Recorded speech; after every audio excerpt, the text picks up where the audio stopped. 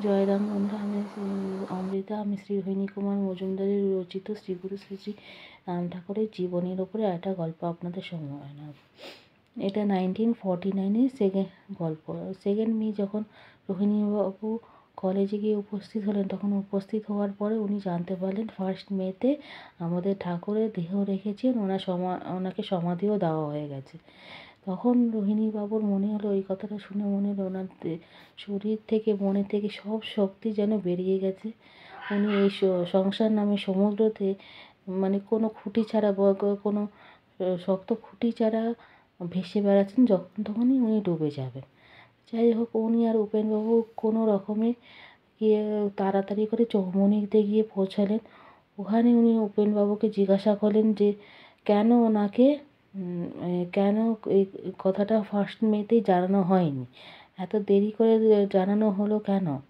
তখন উপেনবাবু বলল যে উনি ডক্টর দাশগুপ্তকে তো তার করে সব কিছুই জানিয়েছিলেন, কিন্তু কোনোভাবে এটাও মানে রোহিণীবাবুর কানে গিয়ে উপস্থিত হননি। তো যাই হোক, উনি তো ঠাকুরকে যেখানে সমাধি দেওয়া হয়েছিল ওখানে গিয়ে তো বসে রয়েছে। ওনার তো মানে প্রায় সারাক্ষণই বসেছিলেন। কে যে কখন ওনাকে টানতে টানতে নিয়ে গেল, ওখান থেকে সমাধির ওখান থেকে টেনে নিয়ে গেল, তার কোনো ওনার হুঁশ পর্যন্ত নেই। তো উনি তখন মানে ওখান থেকে উঠে যাওয়ার পরে উনি আর হরিপদবাবু দুজনেই ওই এর মধ্যে ছিলেন। ওখানে তো ভিড়ের মধ্যে দাঁড়িয়ে ছিলেন। ওখানে তো অনেক কীর্তনীয়ারা কোথা থেকে এসছেন, তার কোনো ইয়ত্তা বা কোনো ট্রেস পাওয়া যাচ্ছিল না। সব কীর্তনীয়ারা তো দল বেঁধে দলে দলে কীর্তনীয়ারা এসে কীর্তন করছিলেন আর চলে যাচ্ছিলেন। সেই কোনো ট্রেস নেই, কোনো মানে হিসাব নেই, কে আসছে কে যাচ্ছে কোনো হিসাব নেই। তো যাই হোক, ওই মানে মানে ওই ভিড়ের মধ্যে ঠেলাঠেলির মধ্যে রোহিণীবাবুর আর ভাল লাগছিল না। উনি আর হরিপদবাবু তখন একটু সাইড হয়ে এসে একটা গোদাম ঘরে এসে বসলেন। ওখানেই একটা পাতের থেকে দুজনে কোনো রকমে একটু প্রসাদ পেলেন। প্রসাদ পেয়ে আবার একটু স্থলে গিয়ে ঠাকুরের কাছে কিছুক্ষণ বসে রইলেন। তারপরে যখন সন্ধে হলো, তখন দুজনে মিলে আবার চৌমুহনী থেকে কলকাতায় ফেরত চলে আসলেন।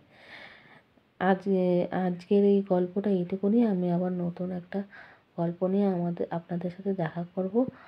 আমার এই প্রচেষ্টাটা ভালো লেগে থাকলে আমার এই ইউটিউব চ্যানেলটা লাইক, শেয়ার অ্যান্ড সাবস্ক্রাইব করবেন, নোটিফিকেশান বেল অন করে রাখবেন।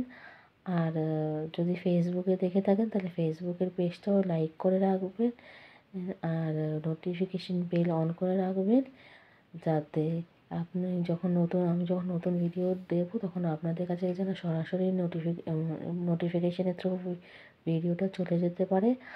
আর আমার যদি কোনো ভুল ত্রুটি হয়ে থাকে তাহলে নিচে গুণে ক্ষমা করে দেবেন। আর কমেন্টসে জানাবেন যে আমি কী করে শুধরাবো। আর এরপরে আর একটাই গল্প আছে। এরপরে এই বইটা আমার শেষ হয়ে যাবে। আমি তারপরে আরেকটা নতুন বই নিয়ে আপনাদের গল্প পড়ে শোনাব। জয় রাম।